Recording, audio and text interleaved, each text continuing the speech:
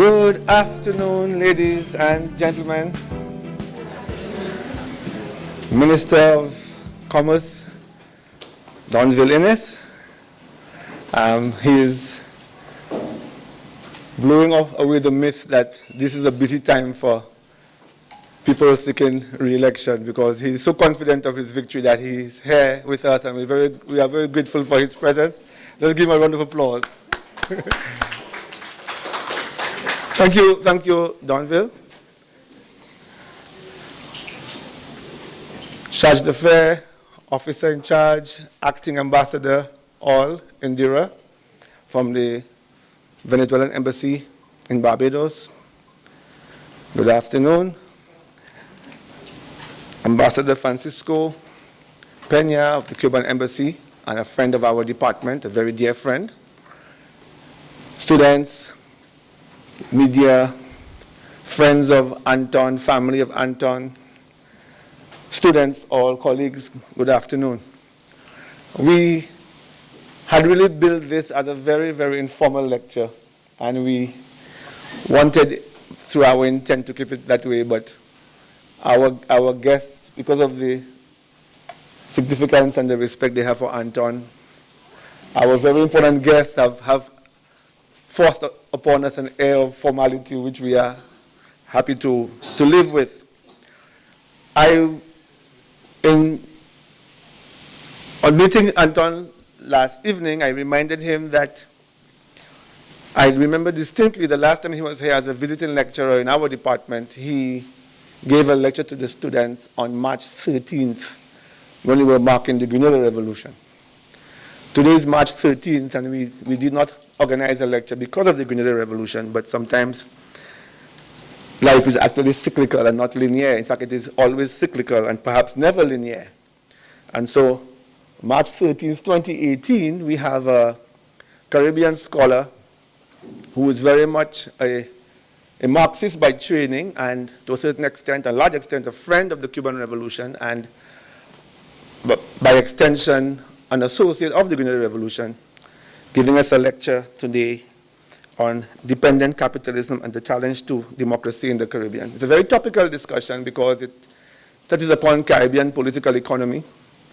It addresses the relationship between our political institutions and practices and the broader economic environment and material base in which we do our business. And so I think Anton, as a sociologist first and foremost, we often forget that, as a political scientist by dint of his research, a Marxist by dint of his methodology, a Cubanophile by dint of his cultural associations and his love for Spanish, is actually a multidisciplinary scholar, and we are very, very happy to have him here, and I want to welcome all of you, friends, for attending the lecture this afternoon. I am Tennyson Joseph, and head of department until July 31st. I say that with a smile because my stint as head is coming to an end. And I am your chair for today's proceedings. Without further ado, I want to quickly introduce Anton in a formal way. He was born in Trinidad, West Indies, and completed his PhD in political and economic sociology at the University of Toronto. He is currently a full professor of sociology at Western University, Canada. Western Ontario University. No, they changed them. Oh, Western University, okay. Professor Allahar's principal areas of interest are globalization and the sociology of economic development, the politics of nationalism and democracy, and ethnic and racial relations as these apply to the Caribbean and Latin America. He has written or co-written 10 books, edited another four books, and 3 special issues of journals. He has published over 120 journal articles and book chapters, and delivered more than 200 conference papers and invited lectures nationally and internationally. Professor Allahar has also won 3 gold medals for outstanding academic achievements, one of which was Western's Edward Pelver Gold Medal for teaching excellence. So to the students and my colleague, lecturers, we have the model that we should all aspire to. He is a researcher, an academic, a public intellectual, and a teacher, and his students have validated him as a teacher. In fact, once we in the teaching business know that the only validation you get comes from your students. So he's covered all the bases. In addition, Dr. Allahar has been voted social science faculty scholar at Western and has won 7 major awards for excellence in university teaching, locally, provincially, and nationally, and has been a visiting professor at 5 universities internationally: Russia, Jamaica, Barbados, Fiji, and Cuba. He also holds 2 honorary professorships from the University of Havana and the University of Oriente, both in Cuba. And Anton was also president for a very long time, I recall, of the Caribbean Studies Association, and is the recipient of the first ever lifetime award from that association.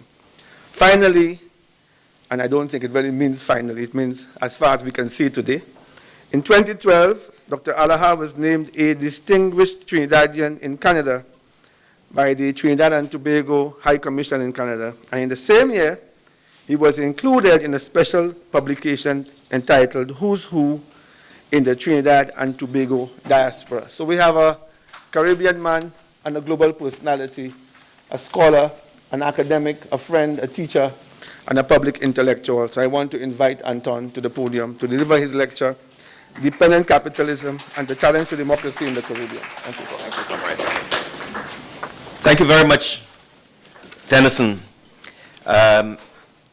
The audience is the same size as the one I had when I did the Pat Emanuel lecture, but the room is smaller, mercifully, so it looks like we have standing room only, if you look this way. I want to thank Tennyson for the very generous words of introduction. I look around the room. I drove into the campus today with him, and I felt so at home. All of the people that I can see, the faces I remember, even Sally, who is better known as Yvette up in the back, my former boss, Letney Rock, comrades. And so I thank you all. I thank my 4 family members, Omar, Christine, Freddie, and Eulalie, family members who are here, and others who will soon become family. And my landlord, as of yesterday, also showed up, Mr. Worrell. Thank you very much for making the trip. I'm going to talk today a little bit about the concern that I have with democracy and the manifestation of democracy in our English-speaking Caribbean. I am told it is an opportune time to discuss this because of your upcoming elections. By the time we are finished here in Nadia, we will not think of them as democratic elections because my intention is to argue that we do not have democracy in the English-speaking Caribbean. I also want to thank the presence of the minister, ambassador, mi gente de Cuba, de Venezuela, somos vecinos, ¿no? 7 millas de agua entre Trinidad y Venezuela, somos amigos. I want to thank the members of the press also for coming out. I have a couple things to say about the media, not in Donald Trump style, but not entirely charitable also. So I will begin by observing that democracy does not exist anywhere in the world. For me, democracy is a work in progress. In some countries, regress. They're moving backward. I go back to the initial understanding of the word from the Greeks, demos meaning the people, and kratos meaning the will, la voluntad of the people. And I want to be able to put the people front and center in any discussion of democracy. I'm going to talk about some of the different forms of democracy that can keep people out. But when we in the Caribbean talk about democracy, we speak as if we are talking about the people, and indeed we never pay attention to the people, to their concerns. It is up to us to try to determine which countries are farthest along on that road, that march to democracy, where we might be able to locate ourselves as collectively as Caribbean countries, or individually as Barbadians, St. Lucians, Trinidadians, Cubans, and the like. In pursuing this goal, trying to find out where we are on that march, it is important to pose questions. I want to pose some of them rhetorically, others that I want us as a group to try to answer. Enough of this Messiah waiting. We have to do this as a group, as a team, as a people. We have to pool our resources, intellectual and otherwise. We must start cooperating and admitting all voices to this debate, all our intellects, all our talents, regardless of race, sex, sexual orientation, class, nationality, age, and on. This is a very important concern, and it is far too important to be left up to certain individuals, especially those who are keen on subverting the will of the people. So as Denise Plummer said once in a calypso, we in this thing together. Estamos juntos en esta cosa.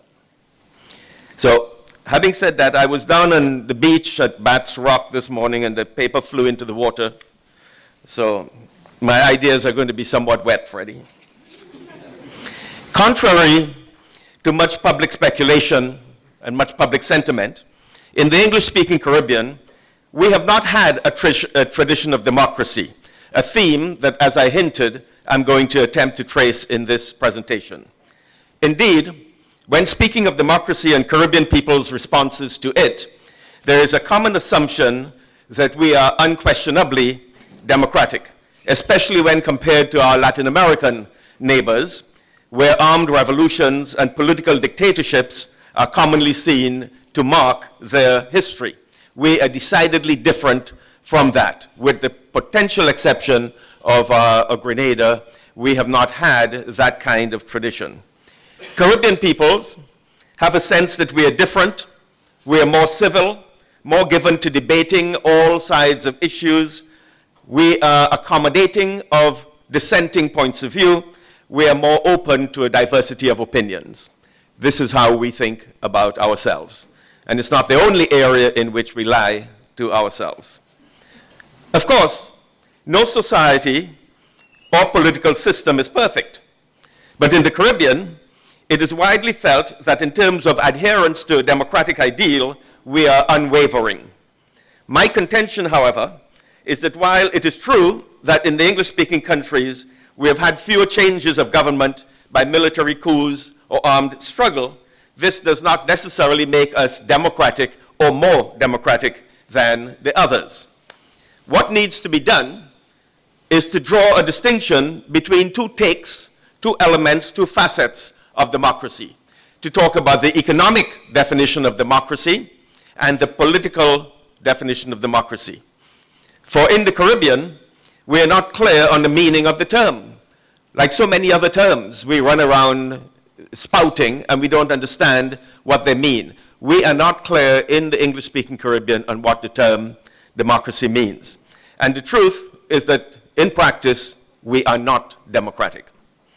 This has to do with the fact that the Caribbean region comprises different dependent capitalist societies with a deeply ingrained culture of capitalist democracy, which is an oxymoron, that is only democratic in name.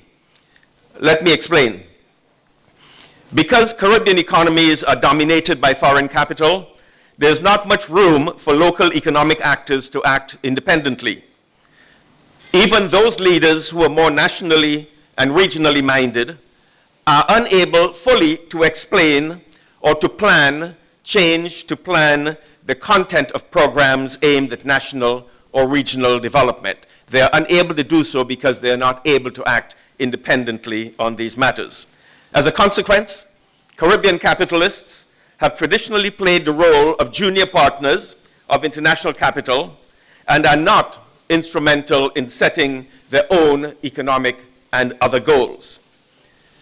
For these reasons, since economic control is out of their reach, politics and control of the state in our Caribbean is the site of most of the contention, most of the contestation and the jockeying for power among Caribbean peoples and their political leaders. Some of what Mr. Minister and the company, the parties are about. The economy is out of our hands.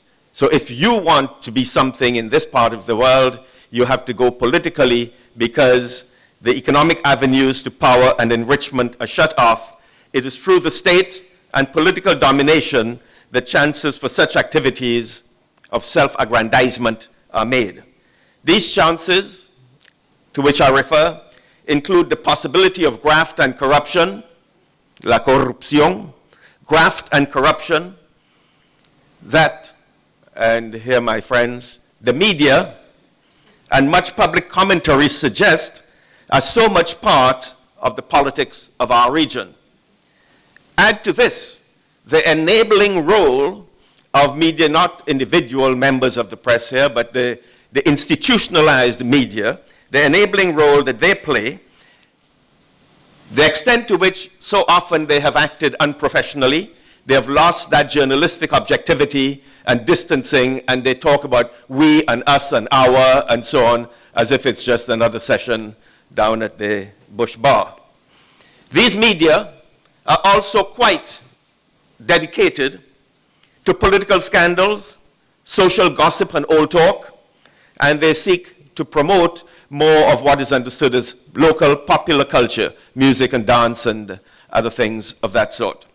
Indeed, I have found, and I was in Trinidad about a month ago, that much political discussion among the people who claim to be politically involved and politically active, much of the political discussion among my brothers and their friends and so on and so forth, the media informs their worldview. And these discussions are reduced to salaciousness, gossip, old talk, who sleeps with whom, who thief from who. This is what passes as political discussion. And when I said to Haven and some of his comrades and so there, my brother and others, but you are talking about a dependent form of capitalism in which your discussions and so have to be filtered like this. Why are you pretending as though you can make decisions that govern your own lives and so on and so forth? Because the structure and content of the media mute serious political analysis or criticism, it leads to a growing cynicism among the population at large. People who, if they go to the news media, printed or TV and so on, they want not to be informed, much like our students. They want to be entertained. Elections are rigged. Omar told me a joke last night about someone saying to Mr. Burnham, saying to somebody, how could you, as a sitting prime minister, lose an election? You know, elections are rigged. Leaders are corrupt. The poor are routinely ignored, and many of the poor feel that, like some business leaders, police, military, are involved in drugs, in part of that corruption. In the Barbados context, I want to quote Olutoye Warren. Thank you, Omar, for passing this piece to me from Barbados Today, who last week in Barbados Today wrote of Barbados Today, where after 400 years of democracy, nothing has changed. I am quoting Warren. The poor have to keep their children out of university just like before. Householders have to fetch water from standpipes just like before. Workers have to suffer hours of waiting for a bus just like before. Young people leave school with no hope of finding meaningful employment just like before. Communities are smeared with piles of garbage just like before. And Warren continues. The democratized masses here in Barbados, quote, now sleep as sewage is gushing through the earth onto the streets of the South Coast. They sleep as the country's credit ratings suffer downgrade after downgrade. They sleep while gun crime wreaks havoc on the society, driving fear into the hearts of the citizens. Warren, in talking about the poor, is introducing the class position in this debate concerning democracy. He's challenging democracy Bajan and Caribbean style today. But there is more. Today, the legal and court systems that appear so hyper-focused on our youth, black youth, poor youth, miseducated youth, our court and legal systems are hyper-focused on them. Our educational standards have hit rock bottom. You have people coming out of high schools and university who are barely or semi-literate, who are being passed because of the routine thing, and the last 3 or 4 books that I wrote have dealt with these issues in the context of North America, the crisis of the modern university. Educational standards have hit rock bottom along with decency and morality. The local versions of entertainment, Christina, you know, the walk up and them kind of thing. You get fame and so on in the society if you could walk up more than the other, not if you could spell better or if you could analyze some things better. I am just trying to get Letney's vote. The fruits of globalization, I guess, is what we are looking at here. Because we, our youth, that we have pushed in that direction, have now surrendered to a narcissistic, individualistic pursuit of materialist and consumerist North American ways of life. These are not the bases on which a viable democracy is built, and the accompanying survival of the fittest mentality reveals true democracy and capitalism as incompatible. Why are the poor excluded from our democracy? Those of us who extol the virtues, the beauty of our democracy, we don't talk to the poor, the homeless, the disenfranchised, and so on and so forth in our system that I shall go on to talk more about presently. What has been happening with our schools and with regional literacy? What has been happening with our courts, with transparency, as it touches on various levels of corruption, cover-ups of government spending, and other such things?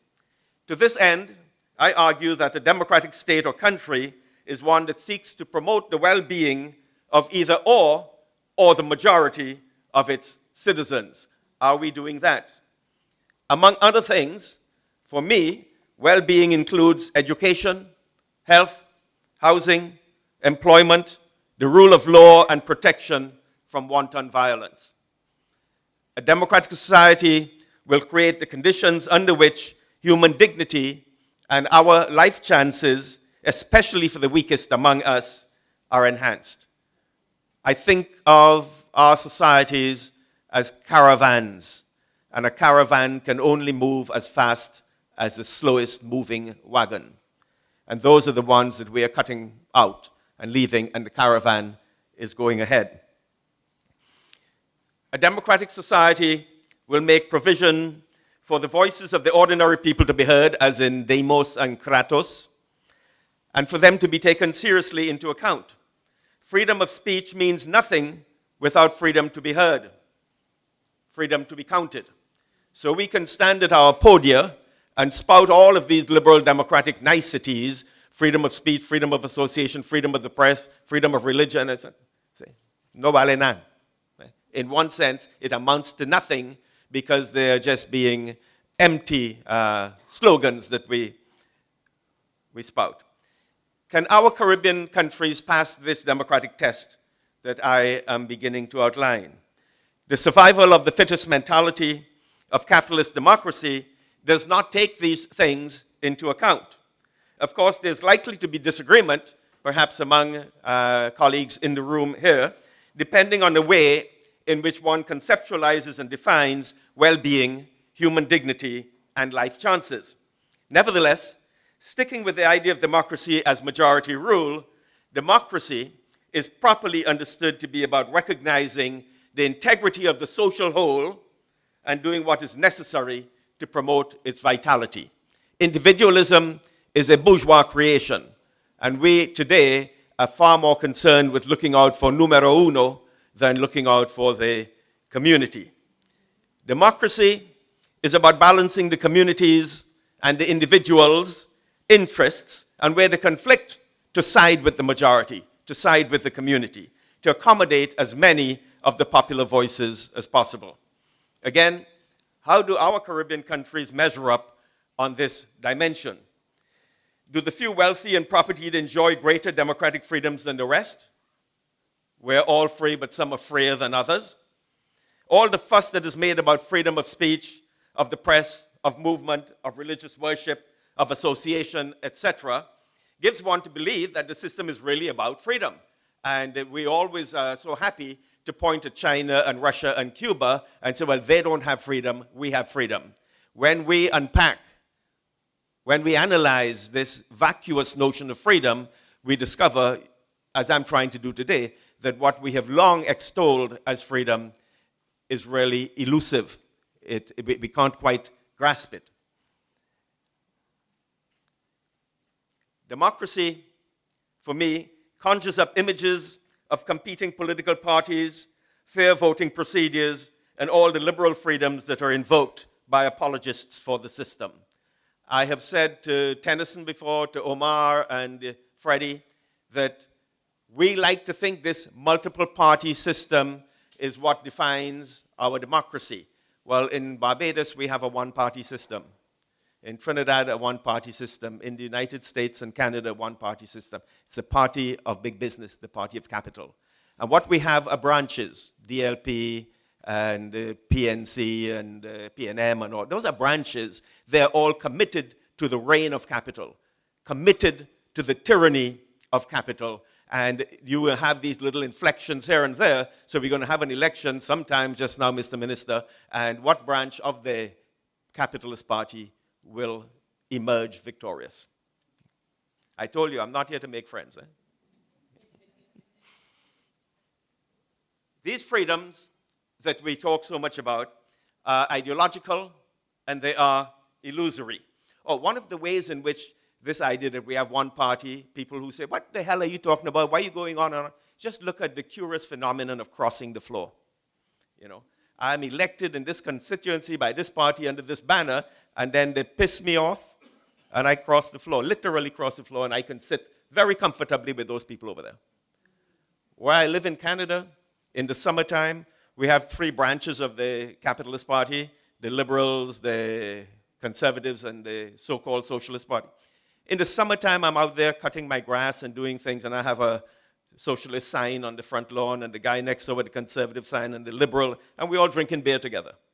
There are parts of the world where your political and ideological differences are so tajante, so sharp, you don't drink beer with the enemy. No. But we do it, so maybe it's because we're more civil, more civilized. I wonder. We can talk about that later too. All you're here for a long run, you know, so buckle up your seatbelts. Only last week, again, in Barbados today, Dr. Tennyson Joseph was comparing, in his inimitable style, agent provocateur. Vous parlez français? Oui, oui. Agent provocateur. In his provocative style, comparing Bajan and Venezuelan democracies, and reminded us that Chavez and Maduro, the government gave ordinary Venezuelans the opportunity to have a say in their country's constitution.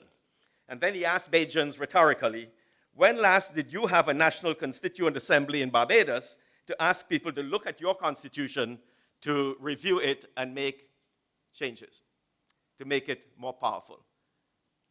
So he deigns to challenge this and to make that really raucous statement that Venezuela is more democratic than Barbados.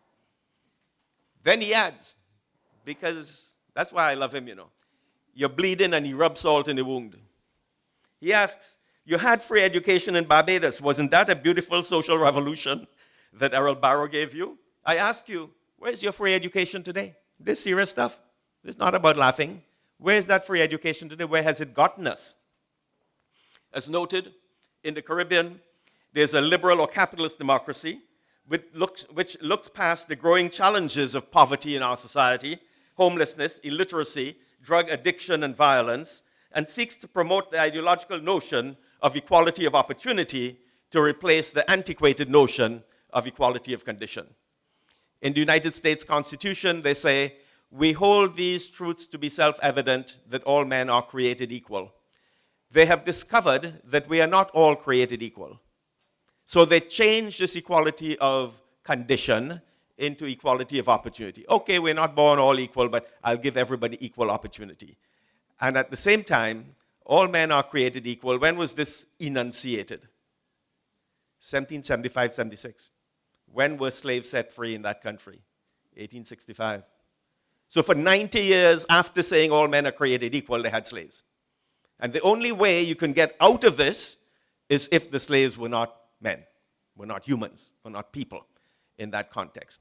But these kinds of glaring contradictions escape our critical gaze, and we just continue to say, oh, the number one democracy in the world, and on and on. I thought you had a question, MG.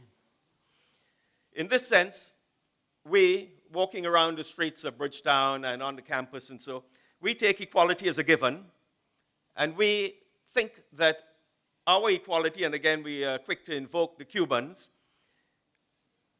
we presume that our commitment to equality colors all social, economic, and political undertakings. In other words, although premised on competition, all are thought to compete on a level playing field, all are said to have equal access to the social goods that are thought to be distributed according to merit. And while all of this is well known, where the confusion enters is when the Caribbean and other people equate capitalist democracy with democracy proper. The emphasis on structured inequality between the owners and the non-owners, you can't have capitalism when everybody's an owner. By definition, this is not a pejorative statement. You have to have those who own and those who do not own the means of production. And as Max Weber told us, under the compulsion of the whip of hunger, you're going to come and work for me. So that being the case, capitalist democracy is not about equality, certainly not about freedom for all. The charge that capitalism is systemically undemocratic leads to the question of whether socialism is any better. Apart from the fact that in no system of logic do two wrongs make a right, so capitalism is flawed, yeah, but you are socialist and that's flawed too. We don't come out ahead. Yet, socialism has its own problems, has its own challenges. But the problems and challenges of socialism are compounded by the problems and challenges of imperialism.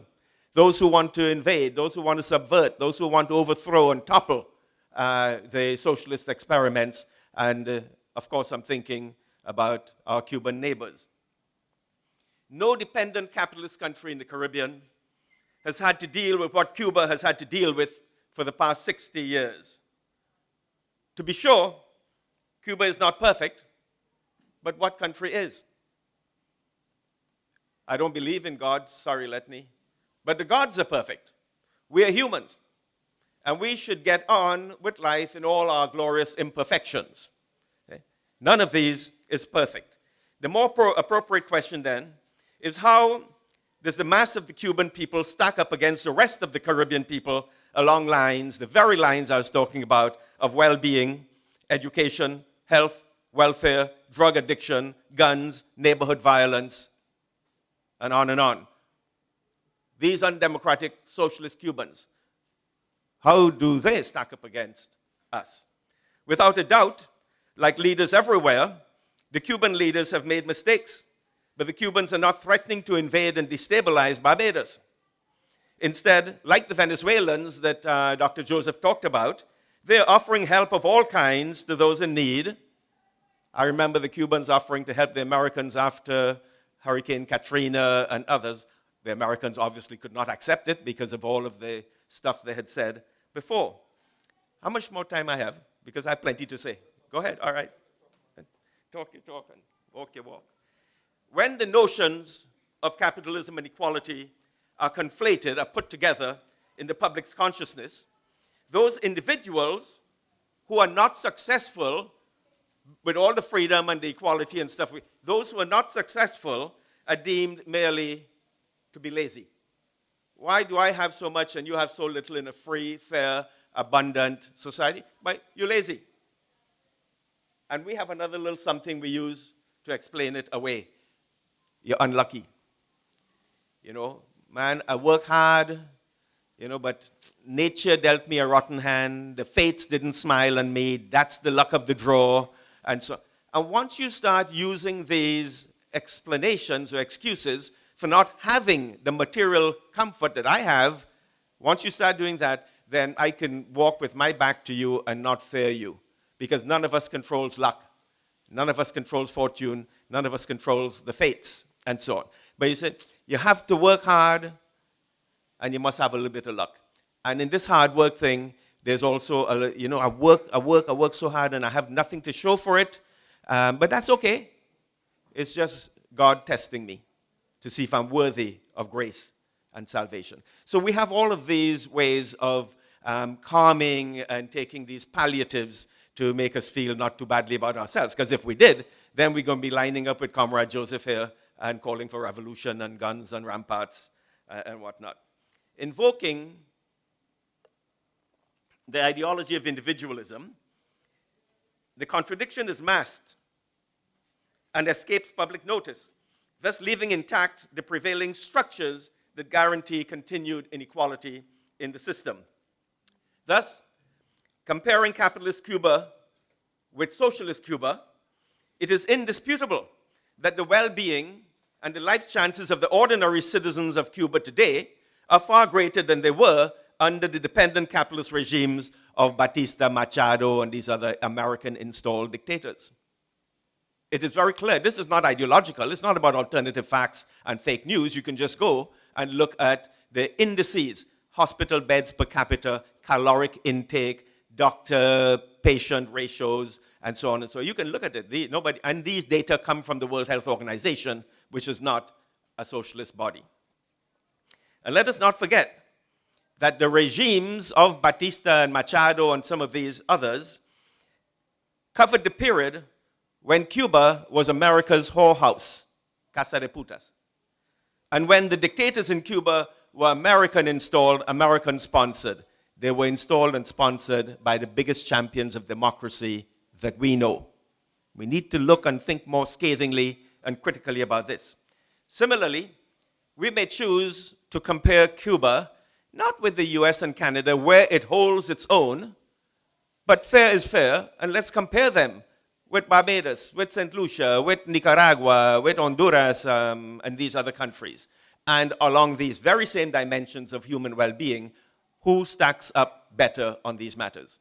Time for calling it as we see it. Education, literacy, medical and dental care, homelessness, sport, recreation, nutrition. Just put them. See? We are told Haiti is the poorest country in the Western Hemisphere. Ideologically, we are misled into thinking the world is made up of three types of countries: the capitalists, the socialists, and the underdeveloped. We are not told that 99% of the underdeveloped countries are capitalist. So how do we explain that with all of the capitalism and the freedom and so on, so in Haiti, it is the poorest country in the Western Hemisphere? How? Well, never mind that, never mind. This is tailor-made for a Donald Trump kind of debate. Again, we ask those same questions of us in Barbados, and we are preparing for the upcoming elections, and how do we then say to the elected leaders, listen, you made a commitment to us and asked us for our votes, and you said you're going to help our children and help our poor and our hungry and so on and so forth. You better deliver. Because the central mark of the democracy that I am going to implant when I become elected, okay, is going to have the right of immediate recall. If you lie your way to office and you don't deliver after, come here, get out. And for all it's worth, Mr. Trump is doing the things he said, a friend of mine told me the other day, but the idea of the wall is a good one. He said, look at the Chinese, they built the Great Wall and they have no Mexican problem. So Trump is trying to deliver on some of the things that he said, and we are giving him a tough time. What happens now if we were to focus on the political options or alternatives in our Caribbean countries? Political alternatives in the way that Cuba has essayed those alternatives. To what extent are the citizens of our democracy here, how much stick does Tennyson take for his articles in the newspaper and so on? What would happen if these citizens were free to oppose dependent capitalism as an economic system and United States interference in their countries. What are the lessons we in the Caribbean learned from Guyana 1964? What are the lessons we learned from Chile 1973? Grenada 1983, and Cuba since 1959 until today. What lessons have we learned when we stand up and talk about our democratic upcoming elections? In the age of global capitalism, we in the Caribbean are not free to exploit and develop our national resources in keeping with the interests of our people, whether the minerals, the oil, the gold, the silver, the manganese, the bauxite, and so on, for enhancing the well-being of our people. To the extent that globalization creates sweatshops, displaces all types of farmers, disrupts traditional ways of life, creates waves and waves of refugees, renders obsolete many skilled jobs, it cannot be seen as a panacea for the problems of underdevelopment. For this reason, in a course that I taught on globalization and democracy, I asked the question, is globalization the solution to the problem of the world's ills or the cause of the ills in our world today? Is globalization the solution or the problem? I repeat, the ideological opposition between individualist and voluntarist approaches to social change, the individualist is very different from the structural explanation. As a sociologist, one of the most difficult concepts I had in my career of 41 years as a professor, the most difficult concept I had when it came to teaching my students was the concept of structural thinking, because they're brought up in this liberal individualist ethos. So when I tell them about structure exerting a deciding influence on their lives, they can't understand. The race structure, the class structure, the gender structure, and so on. These structures are invisible, but yet real, and exercise determining influences on your lives. But they can't accept that because they're imbued with this narcissistic, individualistic way of thinking. The difficulty, when we see a poor person, we may understand that, as I said, that's a lazy guy. That guy had bad luck. But when poverty becomes patterned, as sociologists, that's what we study, patterns. We don't predict each individual behavior, but we looked at patterns. How do greens and blacks and blues and males and females and others behave over a period of time? And then we say, based on these data, we are now able to forecast that this is what will happen in the future. It's not 100%, but in the event that there are deviations from our predictions, we will also have made provisions for dealing with that. Poverty and homelessness, as I've been saying, can exist very comfortably alongside capitalism. And it can exist very comfortably alongside capitalist democracy. Those things are not contradictory. And that's why I like to use the adjective capitalist in front of democracy, or liberal in front of democracy, which is the same thing. To comprehend the contradiction, I try to problematize the question of popular claim that there has been this long tradition of democracy in our Caribbean countries. I question how this can be so when our political independence, just about 50 years or so, give or take a few, and claims to economic independence, this is a debate I used to have with Norman Govan all the time about economic independence, as individual states or collectively as a region, these claims are not taken seriously by scholars, economic specialists, and the major corporations that run the world. Referring to the ongoing sewage crisis on the South Coast, Dr. Joseph once more is on point when he asks, if the Caribbean leaders can't solve a sewage problem in their own backyard, how can they dare interfere with Venezuela's internal affairs? Unquote. Pointing fingers out there, and we have serious issues here. The Caribbean experiences of colonialism, slavery, indentureship, and all their associated ills, such as patriarchy, racism, classism, and so on, have stamped the individual countries of the Caribbean region as a whole with what I call the scars of empire. These historical experiences were not premised on concerns for democracy. Indeed, Europeans, after whom we seek to model our social, economic, and political institutions today, the Europeans, were the slave traders, were the slave owners, were the racists, the sexists, the imperialists, and the purveyors of mass genocide.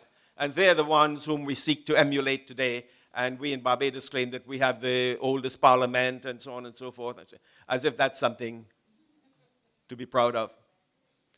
Look at the back. See, because history is important. I use history as hindsight to provide insight so that I may gain foresight.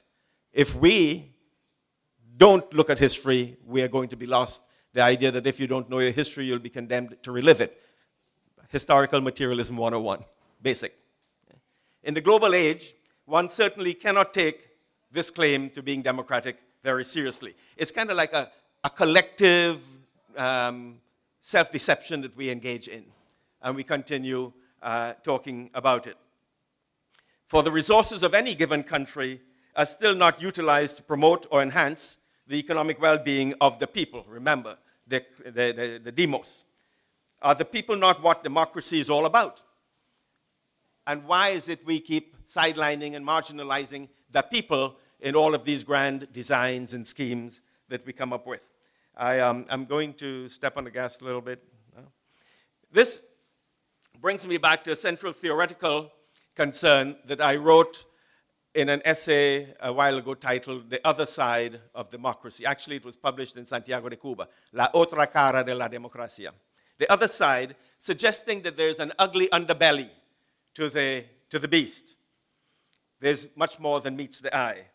The underside of democracy disguises the structured inequalities in the system between those who own and those who don't, and the increasing concentration of ownership in fewer and fewer hands, by getting people to think of democracy only as a political system premised on the notion of one person, one vote. Thus, since everybody, the very richest and the very poorest, has the same one vote, this is cast as proof that the system is committed to equality. I don't care how much money you have and how little I have, we have one vote, that means we're equal. As an economic system, however, capitalism is celebrated for the inequalities, the differential ownership, and we like that. We don't want equality economically under capitalism, but we are certainly keen on rooting it out in the political sphere. So one person, one vote. I just want to... Our concerns with our democracy, I said there are problems, people crossing the floor and so on and so forth. The big decisions that affect your lives on a daily basis, on an everyday basis, are not made by minister and company. In liberal democratic states, governments do not govern. It is the CEO, the COO, the CFO, the VP of the big corporations, and none of us votes on them. They're the ones who make the decisions about currency exchanges, about this, that, and the other, and so. But none of the constitutions of these countries says that we must expose the voters on the board of governors at this corporation to a transparent vote. How then can we continue to entertain this fiction that we're living in a democracy? Final point. Again, looking at the piece that was quoted from Tennyson Joseph in Barbados Today. How could you be saying these things about Venezuelans being more democratic when the Venezuelans have political prisoners? I make a big deal out of this, but I add something that we tend not to think about: economic prisoners of our system. I see the poor in our system as the economic prisoners of capitalism, and that the obsession with political prisoners here, there, and everywhere, and so we don't even mention that we have political prisoners, we in the West, in the secret prisons, that we have Abu Ghraib and we have Guantanamo and so on and so forth. But we do bad things, but that's only because we're trying to fight against people who are worse than we are. The economic prisoners in Barbados, the economic prisoners more widely in the world, people like Haiti, the poorest country in the Western Hemisphere, they have economic prisoners, prisoners of an economic system called capitalism. And the final thing, some years ago, President Raul Castro said that there are over 250 million homeless babies in the world, and not one of them is a Cuban baby. Can we say that in Barbados? Can the Americans and the Canadians and the English and the French and the Dutch? No. 250 million homeless babies in the world. Not one is a Cuban. Thank you very much. Thank you.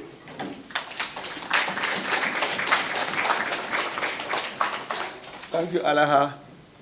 His dissection of reality is so simple that it almost sounds unbelievable, but he has not said anything that we did not already understand and know, but he has given it to us in a, as I said, framed within his Marxist framework and has taken the scales of our eyes. Hey, good afternoon. My name is Devram Bruce. You were essentially saying that we in the Caribbean are patting ourselves on the back, calling ourselves democracy. Yet there is the existence of a whole host of social issues that you made reference to, the governance, social situations, and situations that don't reflect the will of the people or what people would want. Then you also made reference to the fact that we're living in a globalized system where decisions aren't left essentially to us or to our governance. And acknowledging the fact that much of the economic returns for our own people are not determined by us, how do we overcome, or do we seek to overcome that, or do we try to create a system where the burden is lessened more so than the fact that we cannot overcome them as very small territories? So my question really is, are you arguing to come together in some form or fashion to overcome the entire system, or should we look towards lessening the burden, essentially? Mm-hmm. Thank you very much, Devon. As I said at the outset, I want you and me to pool our resources. I don't have all the answers. Tennyson doesn't. Mia Motley doesn't. Frondell Stewart doesn't. But perhaps when we all come together and we have an open forum or several open fora, we can have a question like yours being put to us. I will begin by saying that, first of all, the problems that we are facing are made by man and woman. They're human problems. Even something like global warming. We know what causes it. Are we prepared to do what it takes to attenuate it, to stop it? We cannot have a world like we have right now in Barbados if we let the Chinese and the Indians in. More than 2.5 billion people cannot live as sumptuously as we live in Barbados with our level, our degree of environmental degradation and waste. This is something that we have to say, we are the fat cats, and it comes at the expense of other people, comes at the expense of our environment. So what I'm suggesting at the outset of my presentation, I said that different countries are to be found at different points along that road of progress or regress, progress to or regress from democracy. Where do we place ourselves? Barbados is not the same as Trinidad, nor the same as Jamaica, nor St. Lucia, and so on. Each of these is an empirical question that we can look at. As a global community, I think that the writing is on the wall, and it is up to us. We continue to be fractured between left and right, and young and old, and black and white, and fat and thin, and so on. We will not solve these problems, and they're going to grow and fester, and before long, it will be like Donald Trump, that the media thought entertaining, and at some point, the beast they created was too big to put back in the cage, and we have inherited him. I don't know if I answered any part of your question, Devon. I want to root my question in Marxist methodology. I think what was missing in your lecture was a kind of what next? Because any political system we have is a consequence of the material conditions of the time. So you spoke of democracy in general, but if you had perhaps categorized our so-called notion of representative democracy and explain it on the material condition, which you were trying to do in relation to dependent capitalism. But my question is future-looking. Can you offer us an explanation in terms of the way in which technology, because technology is the material base. Do you see any hope, and I know everyone's work is along those lines, do you see any hope in relation to the way in which the material transformations that are taking place can lead towards the kind of better democracy that you're talking about, or at least more than what we have now? In other words, how does the computer, the cell phone, even globalization itself offer us possibilities for democracy beyond the narrow, corrupt, wrong, representative format that we have now? So at least you give us something to feel hopeful about. I should probably ask the minister to come up and give him something to be hopeful about. Yeah. The whole question of technology is, again, it's a grand unknown. Last night until 11 o'clock last night, I was talking with you and Omar about, well, Omar gave me 2 lectures on bitcoins and other forms of cryptocurrencies. And so the technology, I think, has overtaken us. And I can't remember whom I was speaking with when I said we need to take back control from the technology in the same way we say that we don't want cloning. Cloning is going a step too far, so we have to stop that. There are some areas, and granted, technology makes jobs obsolete and creates jobs at the same time. My suggestion throughout the presentation was, if you're looking for the alternative, I kept hinting that maybe the Cubans were onto something. They're not perfect, but we don't know the extent to which what the Cubans have done, if left alone, would have yielded some of those answers. But that's a grand if. Now, technology and what we can look toward it, I am one of those, what you call me, the people who afraid technology? Luddites. I'm one of the, I still don't have a cell phone. Omar just lent me one from his daughter. It is, I think, it has become a kind of a fetish where people go and we sit, and he had like about 150 messages come in last night while we are talking and having a drink and so on. It was most annoying. But all business. It was, but people find it entertaining. They find that they're tethered to it, and so. As far as hope, and you want to talk about Marxist methodology, as you produce, so you are. And if we continue to produce in this way, as the technology makes some jobs obsolete and so on, they will create other jobs. Humans will become less and less important.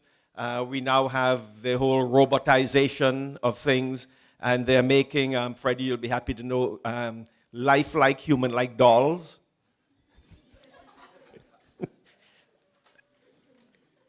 So I don't know, from the point of view of hope, and if we are being practical, I'm saying, let us see if we can assist the Cubans.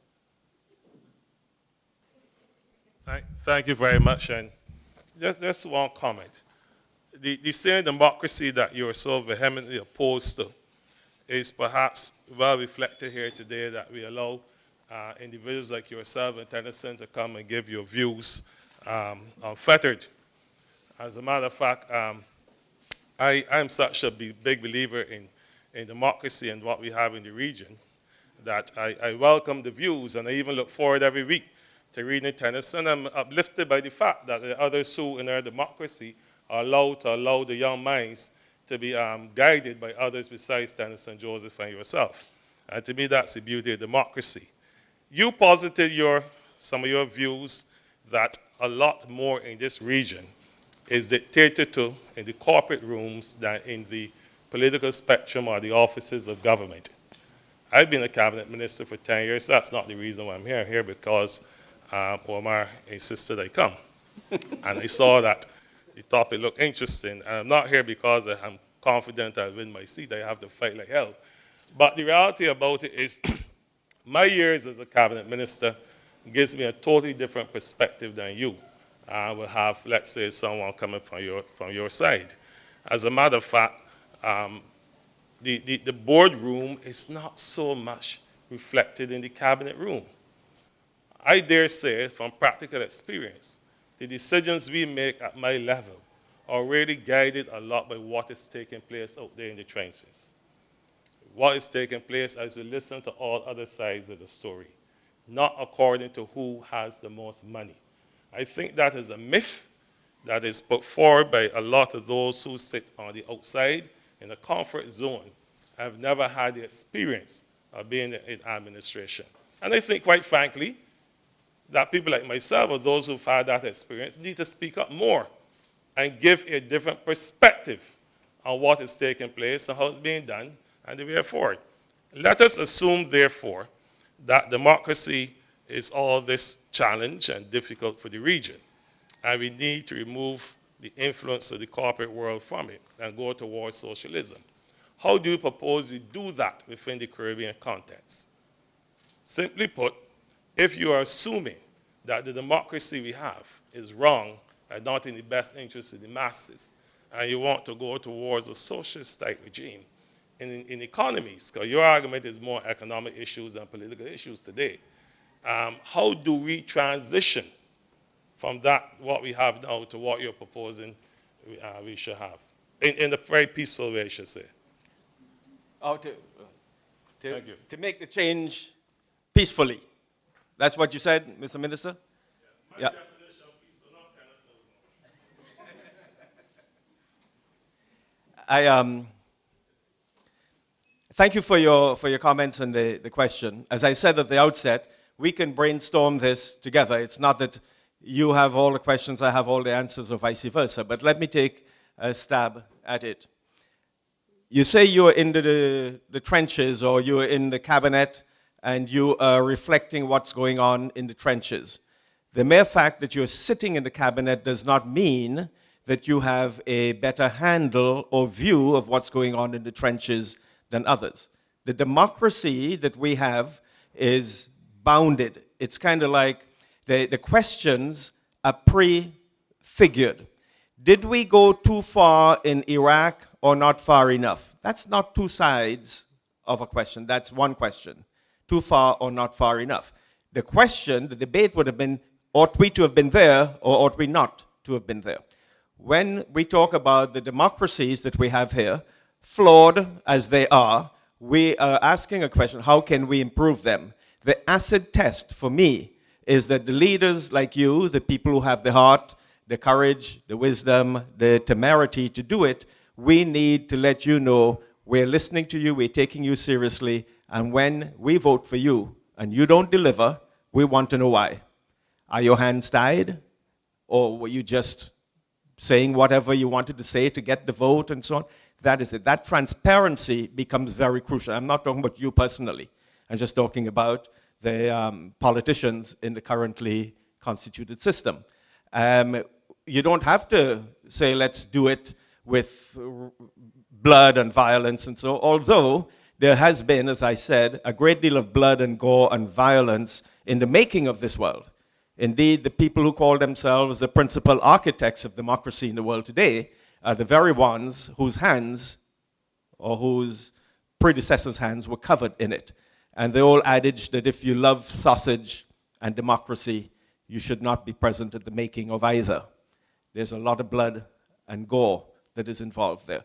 So I still say, Mr. Minister, that we need to challenge and to question those whom we emulate, those models that we take from our former masters, and understand the way in which those systems, those forms of democracy were not inclusive of the people. Following Anton's response, I think we have a neat closing. We have a book written by Bernard Cord. It's supposed to be Bernard Cord's own version of what happened in the Grenada Revolution. It's called What Really Happened. I've read the book. It's very, very critical of Cuba. It is a book that has opened more questions than it has answered, but it is a version.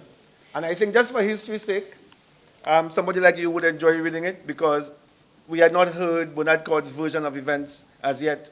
But I think that book, I'm giving it to you not so much for you that you will imbibe what he said, but we're hoping for a kind of response, because I'm hoping that a whole host of Caribbean scholars respond to what Cord has in there, because it is a version that leaves many, many, many doors open. So Anton, thank you very much for coming.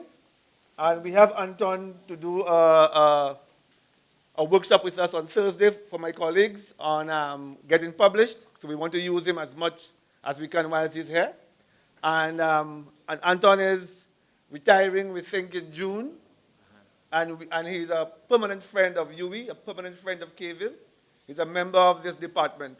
And thank you very much, Anton, for your stimulating talk. Thank you very much. I'm going to see you on March 13th next year, right? It's a tradition now. Wait, yes. Give us up. Let me just thank all of you for coming. Members of the media, we know the time was short and it's afternoon time. Students, you didn't do it for marks this time, so thank you. Colleagues from the Don and Dr. Rock and Troy from Econ and all of our colleagues in the department. Our friend Dr. Lazarus from Salices and Craig, thank you for coming. The family of